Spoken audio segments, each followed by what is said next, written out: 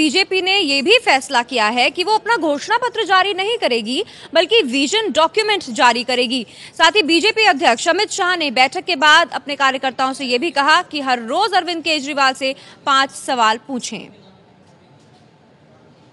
कोई झूठ बोलने वाला इस पृथ्वी के ऊपर पैदा हुआ है वो अरविंद केजरीवाल है। कच्छ रण में, कोई रेगिस्तान में कोई टाइटैनिक चला सकता है, वो अरविंद केजरीवाल चला सकता है। इतना झूठ बोलने का उनको आदत पड़ चुकी है। ऐसे ही हमलों के साथ दिल्ली के दंगल में अरविंद केजरीवाल को घेरने के लिए बीजेपी ने पुख्ता प्लान बनाना शुरू कर दिया है। दिल्ली बीजेपी दफ्तर में अमित शाह की मौजूदगी में करीब 2.5 घंटे तक बैठक चली और दिल्ली जीतने के लिए पार्टी ने तय किया कि घोषणा पत्र जारी नहीं होगा बल्कि उसकी जगह विजन डॉक्यूमेंट जारी होगा। प्रधानमंत्री की दिल्ली में 31 जनवरी से 4 फरवरी तक 4 चुनावी सभाएं होंगी। 120 सांसदों की टीम चुनाव प्रचार के खत्म होने तक दिल्ली में करीब 250 छोटी बड़ी सभाएं करेगी। 13 राज्यों के बड़े नेता प्रचार में उतरेंगे।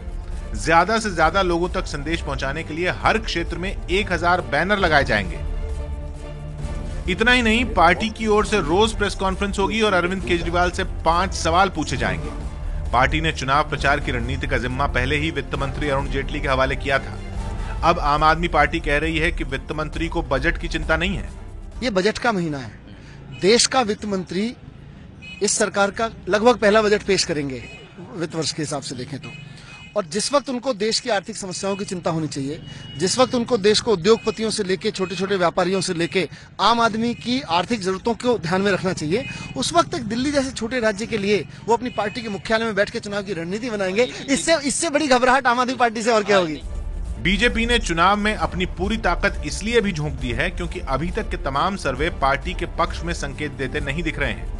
हिंदुस्तान टाइम्स के ताजा सर्वे के मुताबिक बीजेपी और आम आदमी पार्टी दोनों को 31 से 36 सीटें मिलती दिख रही हैं, जबकि कांग्रेस सिर्फ 2 से 7 सीटों के बीच सिमटती दिख रही है।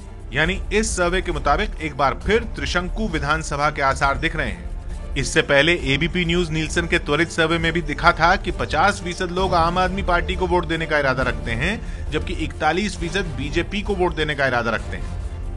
सर्वे के मुताबिक किरण बेदी को सीएम पद का उम्मीदवार बनाने के बाद बीजेपी को पहली बार नुकसान होता दिख रहा है। इंडिया टीवी सी वोटर के सर्वे में बीजेपी को बहुमत तो मिल रहा है, लेकिन सिर्फ 37 सीटें हैं, यानी बहुमत से 1 ज्यादा। इसीलिए माना जा रहा है कि इन्हीं संकेतों के बाद बीजेपी ने अपनी चुनावी चाल बदल दी है।